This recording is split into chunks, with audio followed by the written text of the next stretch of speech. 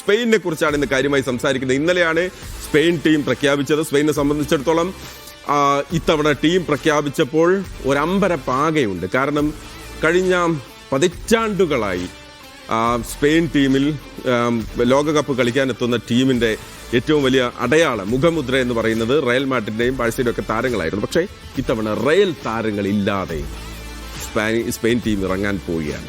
അപ്പോൾ എന്താണ് ടീം എങ്ങനെയാണെന്ന് വിശദമായി നോക്കുകയാണ്. നമുക്കപ്പം നൂറ അയ്യൂബ് ചേരുന്നുണ്ട് സ്പോർട്സ് ഡെസ്കിൽ നിന്ന്. നൂറ വളരെ വിശദമായി കഴിഞ്ഞ ദിവസം ടീമുകളെയൊക്കെ പറഞ്ഞ് നമുക്ക് തന്നതാണ്. നൂറ, എന്താണ് നമ്മളെ ടീമിൻ്റെ ഒരു പ്രത്യേകതകൾ എന്തൊക്കെയാണ്?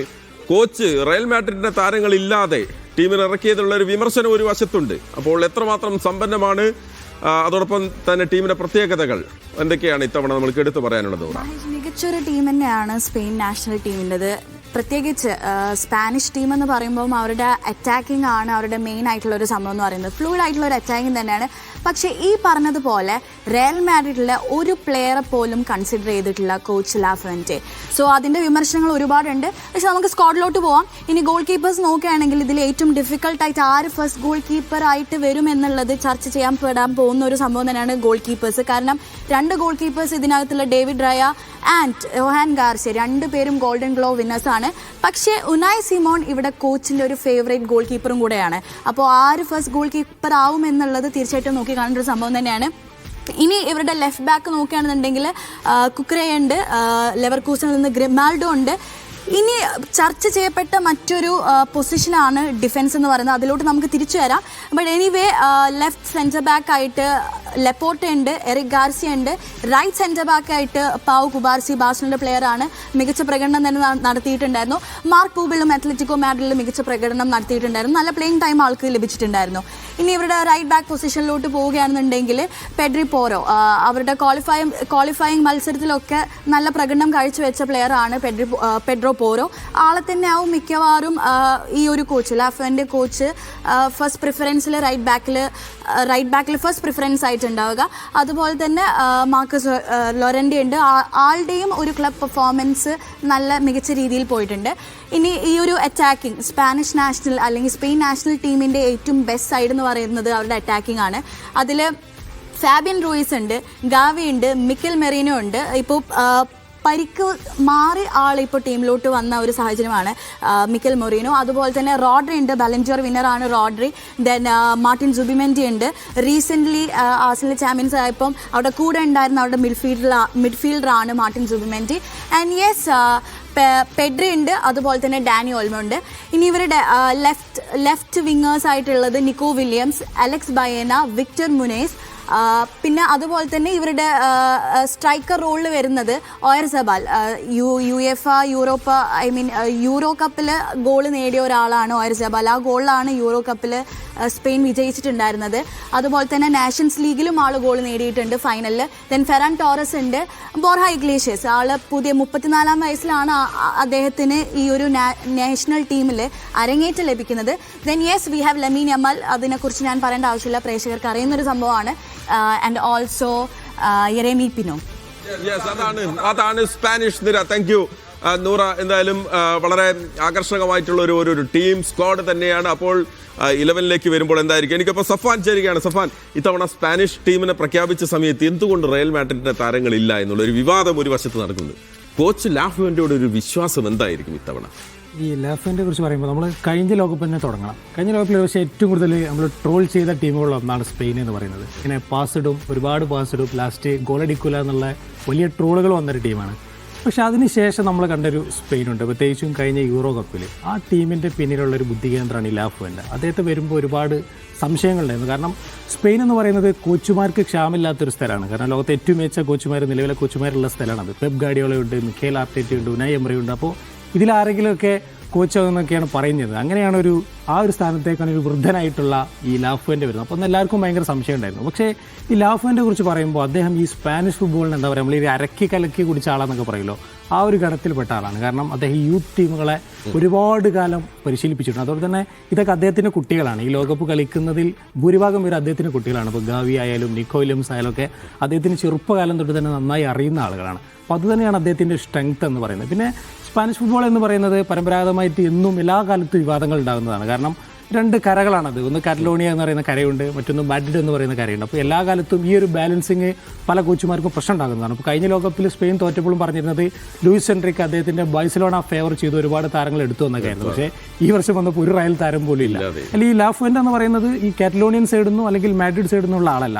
അദ്ദേഹം ബാസ്ക് എന്ന് പറയുന്ന സ്പെയിനിലെ മറ്റൊരു പ്രധാന പ്രവിശ്യയിൽ നിന്നുള്ളൊരു കോച്ചാണ്. അതുകൊണ്ട് തന്നെ അദ്ദേഹം ആയതുകൊണ്ട് കൂടുതൽ വിമർശനങ്ങളില്ല. ഒരു പക്ഷേ ഈ സ്ഥാനത്ത് ഒരു ബാഴ്സലോണ ഒരു ബോൺ ആളായിരുന്നുവെങ്കിൽ വലിയ വിമർശനങ്ങൾ ഉണ്ടാകുമായിരുന്നു. അദ്ദേഹം തന്നെ മറുപടി പറഞ്ഞിട്ടുണ്ട്, ഞാൻ ഈ പ്രദേശം ഒന്നും നോക്കിയിട്ടല്ല ടീമിനെ തെരഞ്ഞെടുത്തത്, മികച്ച താരങ്ങളെ കണ്ടെടുക്കുക എന്നുള്ളത്. ഓക്കെ, ഞാൻ സഫാനിലേക്ക് ഒന്ന് പെട്ടെന്ന് തിരികെ വരാം. അതായത് സ്പെയിൻ അവരെ സംബന്ധിച്ചിടത്തോളം എന്താണ് അവരുടെ ഒരു ട്രാക്ക് റെക്കോർഡ് ഈ ലോകകപ്പിൽ എന്നുള്ളത് വളരെ ആകർഷകമായിട്ടുള്ള ഒരു കാര്യമാണ്. നമുക്ക് ആ കണക്കൊന്ന് വളരെ പെട്ടെന്ന് നോക്കാം. ഇതിനോടകം 17 ലോകകപ്പിലാണ് സ്പെയിൻ കളിച്ചിട്ടുള്ളത്. 17 ലോകകപ്പിൽ നോക്കൂ, 67 മത്സരങ്ങൾ ആകെ സ്പെയിൻ കളിച്ചിട്ടുണ്ട്. സഫാൻ നോക്കൂ, 31 ജയം അവിടെ, ഒപ്പം തന്നെ 17 സമനില, തോൽവി 19, നേടിയ ഗോളുകൾ 108, ഒപ്പം തന്നെ വഴങ്ങിയ ഗോളുകൾ 75 എന്ന് പറയുന്നതാണ്. അതാണ് സ്പെയിൻ്റെ ട്രാക്ക് റെക്കോർഡ്. നോക്കൂ, അവരുടെ ലോകകപ്പ് ചാമ്പ്യന്മാരായത് മറക്കാൻ പറ്റുമോ? 2010 ആന്ദ്രേസ് ഇനിയസ്റ്റയുടെ മനോഹരമായ ഒരു ഗോളിലൂടെ അന്ന് ആ കപ്പ് സ്പെയിൻ എടുത്തു. സ്പെയിൻ ആരാധകർ യഥാർത്ഥത്തിൽ കൂടി എന്നുള്ളതാണ്. ഓക്കെ, ഈ ലോകകപ്പിൽ സ്പെയിൻ്റെ മത്സരങ്ങൾ, ഈ ലോകകപ്പിൽ അവരുടെ 3 ഗ്രൂപ്പ് ഘട്ടങ്ങളിൽ അവരുടെ 3 മത്സരങ്ങൾ ജൂൺ 15 കേപ്പ് വെർദെയുമായി 9:30 PM കാണാൻ പറ്റുന്ന സമയമാണ് കേട്ടോ. രാത്രി 9:30 ഒരു കളിയുണ്ട്. ഒപ്പം തന്നെ സൗദി അറേബ്യയുമായി ജൂൺ 21 രാത്രി 9:30 ഇന്ത്യൻ സമയമാണ്. ഒപ്പം തന്നെ സ്പെയിൻ വേഴ്സസ് യുറുഗ്വേ മത്സരം അത് ജൂൺ 27 രാവിലെ 5:30. അപ്പം സ്പെയിൻ ആരാധകർ നിരാശപ്പെടുന്നത് അവർക്ക് മാത്രമല്ല, ഇതിൽ ഒരു കുറച്ചെങ്കിലും ഒരു ഫിസിക്കലൊക്കെ വെല്ലുവിളിയാവുന്ന ടീം യുറുഗ്വേ മാത്രമാണ്. അമേരിക്കയിലെ ഈ ചൂട് കൂടി നമ്മൾ പരിഗണിക്കണം. നമ്മൾ ഈ ടീമൊക്കെ പറയുമ്പോഴും അമേരിക്കയിലെ ചൂട് എന്ന് പറയുന്നത് യൂറോപ്പിൽ നിന്ന് എൻ്റെ ഡിഫറെൻ്റ് ആയിട്ടുള്ള ഒരു ക്ലൈമറ്റാണ്. അപ്പോൾ ആ ചൂടിൽ ഒരു പക്ഷേ ഈ ട്രഡീഷണൽ അല്ലെങ്കിൽ ഇതുവരെ അവർ കളിച്ച ഫുട്ബോൾ ഒരു പക്ഷേ പുറത്തെടുക്കാൻ പറ്റിക്കൊള്ളണമെന്നില്ല. അതുകൊണ്ട് തന്നെ ഇപ്പോൾ ഇംഗ്ലണ്ടൊക്കെ ടീമിനെ പ്രഖ്യാപിച്ചപ്പോൾ പറയുന്നത് അവരുടെ ഈ സ്ഥിരം ശൈലി വിട്ട് ഈ ഒരു ഫിസിക് കൂടി മുൻതൂക്കം നൽകിയാണ് ടീമിനെ തിരഞ്ഞെടുത്തുള്ള പറയുന്നത്. അതുപോലെ തന്നെ സ്പെയിനും ഏറ്റവും വലിയ കഠിന പരീക്ഷണം എന്ന് പറയുന്നത് ഉറുഗ്വേ ആയിരിക്കും. പ്രത്യേകിച്ച് ഒരു ഫിസിക്കൽ ഗെയിമിന് പേര് കേട്ടവരാണ് ഉറുഗ്വേ. മറ്റു രണ്ടും ഇപ്പോൾ കേവയുടെ ആദ്യമായിട്ട് ലോകകപ്പിന് വരുന്നവരാണ്. സൗദി ഉണ്ടാവും. പിന്നെ സൗദിയും കഴിഞ്ഞ വർഷം ഞെട്ടിച്ചതാണ് അർജന്റീന. എന്നാൽ പോലും സ്പെയിനിന്റെ നിലവിലെ സാഹചര്യത്തിൽ ഒരു ഭീഷണിക്കുള്ള ടീമൊന്നും അർജന്റീന ഉണ്ട്, ബ്രസീലുണ്ട്, ഫ്രാൻസ് ഉണ്ട്, ഇംഗ്ലണ്ട് ഉണ്ട്. പക്ഷേ ടൂർണമെന്റിൽ ഏറ്റവും ഫേവറേറ്റ് ടീമുകളൊന്ന് പോർച്ചുഗലും ഉണ്ട്. പക്ഷേ ഏറ്റവും പ്രധാനപ്പെട്ട ഫേവറേറ്റ് ടീമുകളിലൊന്ന് സ്പെയിനാണ്. എന്തുകൊണ്ടാണ് സ്പെയിനോട് ഇത്ര ആളുകൾക്ക് ഒരു ആകർഷണം? നമ്മൾ ഈ വേൾഡ് കപ്പിന് മുമ്പ് നമ്മൾ ഈ ബെറ്റിംഗ് മാർക്കറ്റ് ഉണ്ടാവില്ല, ബെറ്റിംഗ് മാർക്കറ്റിലെ പ്രേക്ഷകരോട് തന്നെ പറഞ്ഞോളൂ. നമ്മൾ ഈ ബെറ്റിംഗ് മാർക്കറ്റ് നോക്കുമ്പോൾ അതിൽ ഏറ്റവും കൂടുതൽ സാധ്യത പറയുന്ന ഒരു ടീം സ്പെയിനാണ്. കാരണം അതിനുള്ള പ്രധാന കാരണം അവർ യൂറോ ചാമ്പ്യന്മാരാണ്. ഇപ്പോൾ എംബാപ്പയൊക്കെ പറയുന്നത് വേൾഡ് കപ്പിനേക്കാൾ പണിയാണ് യൂറോ കപ്പ് എടുക്കുക എന്നുള്ളതാണ്. അപ്പോൾ ആ യൂറോ കപ്പ് ഏറെക്കുറെ ഈസി ആയിട്ട് വിൻ ചെയ്തൊരു ടീമാണ്. കൂടാതെ അവൾ ക്വാളിഫയിങ് റൗണ്ടിലും ഒരു മത്സരം പോലും അവർ തോറ്റിട്ടില്ല. പിന്നെ നമ്മൾ ഈ പറഞ്ഞ പോലെ ഓരോ പൊസിഷനിലും ഒന്നിലധികം താരങ്ങളുള്ളൊരു ടീമാണ്. ഒരു പക്ഷേ എനിക്ക് തോന്നുന്നത് ഡിഫൻസിൽ മാത്രമാണ് അവർക്ക് കുറച്ചെങ്കിലും ആശങ്കയുള്ളത്. ഇപ്പോൾ അറ്റാക്കിങ്ങിലേക്ക് ഒരു നമ്പർ 9 ഒരു എന്താ പറയുക, പ്രോപ്പർ നമ്പർ 9 ഒരു ഡേവിഡ് വില്ല സ്റ്റൈൽ ആളൊന്നും ഇല്ല എന്ന് വേണം പറയാം. അതർവൈസ് അവരുടെ വിങ്ങുകൾ ഇപ്പോൾ നീക്കോ വില്യംസ് ആയാലും ലെമീൻ യമാൽ ആയാലും ഉണ്ട്. പിന്നെ മധ്യനിരയിൽ പെഡ്രി ഉണ്ട്, റോഡ്രി ഉണ്ട്. അങ്ങനെ എല്ലാ പൊസിഷനുകളും ഇപ്പോൾ ഗോൾ കീപ്പർ ആവാനൊക്കെ ഭയങ്കര മത്സരമാണ്. പ്രീമിയർ ലീഗിൽ ഏറ്റവും ബെസ്റ്റ് ഗോൾ കീപ്പർ ആയിട്ടുള്ള ഡേവിഡ് റയക്ക് ഫസ്റ്റ് ലെവലിൽ സ്ഥാനം ഉണ്ടാവോ ഇല്ല എന്നുള്ളതാണ് ഡിബേറ്റ്. മാത്രമല്ല നമ്മൾ കാത്തിരിക്കുന്ന ഒരു കോംബോ ഉണ്ട്, നിക്കോ വില്യംസ് ലെമീൻ യമാൽ. നിക്കോ അവിടുന്ന് ഒരു പന്തിടും, അത് എവിടെ വന്ന് പതിക്കുമെന്ന് ഇങ്ങേ അറ്റത്ത് വലത് വിങ്ങിൽ യമാലിന് അറിയാൻ പറ്റും. എല്ലാവരും ഇങ്ങനെ പറഞ്ഞിട്ടാണെന്ന് അറിയില്ല. അപ്പോൾ രണ്ടുപേരും ഏറെക്കുറെ ഇഞ്ചുറി സിറ്റുവേഷനിലാണ്. ലെമീൻ യമാൽ ഒരു പക്ഷേ ആദ്യത്തെ 2 മത്സരങ്ങൾക്ക് ഉണ്ടാവില്ല എന്ന് പറയുന്നുണ്ട്.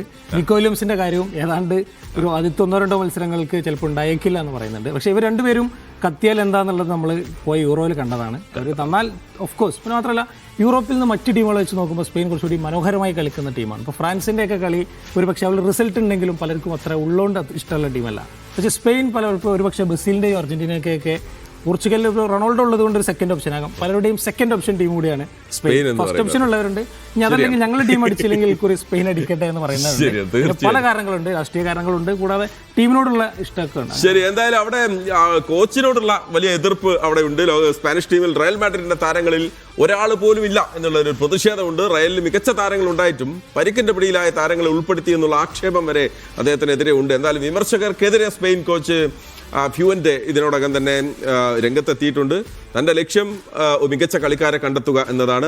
അത് മാത്രമാണ് എൻ്റെ ശ്രദ്ധ എന്ന് അദ്ദേഹം പറയുകയാണ്. എന്തായാലും 8 താരങ്ങൾ ബാഴ്സയിൽ നിന്നുണ്ട്, റയലിൽ നിന്ന് താരങ്ങളില്ല എന്നുള്ളത് ഒരു അമ്പരപ്പോട് കൂടി തന്നെയാണ് ആരാധകർ കാത്തിരിക്കുന്നത്. തിരികെ പന്തോറയിലേക്ക് എത്തുമ്പോൾ നമ്മൾ ഒരിക്കൽ കൂടി നൂറയിലേക്ക് പോവുകയാണ്. റയൽ മാഡ്രിഡിന് താരങ്ങളില്ല എന്നുള്ള ഒരു പരാതികൾക്കിടയിലാണ് സ്പെയിൻ്റെ പ്രതിരോധം സംബന്ധിച്ചുള്ള വലിയ ആശങ്കകളും ആരാധകർ പറയുന്നത്. അവരുടെ ടീം വളരെ കൃത്യമായി ഫോളോ ചെയ്യുന്നവർ പറയുന്നത്. എന്താണ് പ്രതിരോധ നിരയിൽ ഒരുപക്ഷെ റയൽ താരങ്ങൾ ഉണ്ടായിരുന്നെങ്കിൽ ഏതൊക്കെ തരത്തിലുള്ള മാറ്റങ്ങളായിരുന്നു നമ്മൾ പ്രതീക്ഷിക്കേണ്ടത്? റയൽ മാഡ്രിഡിന്റെ ഡീൻ ഹോയ്സൺ, അതുപോലെ തന്നെ Gonzalo Garcia, Alvaro Carreras, Dani Carvajal ഇവർക്കൊക്കെ ആയിരുന്നു ചാൻസ് ഉണ്ടായിരുന്നത്. പക്ഷേ സ്പെയിൻ നാഷണൽ ടീമിൽ ഏറ്റവും കൂടുതൽ വേണമെന്ന് തോന്നിയ ഒരു പ്ലെയറാണ് ഡീൻ ഹോയ്സൺ.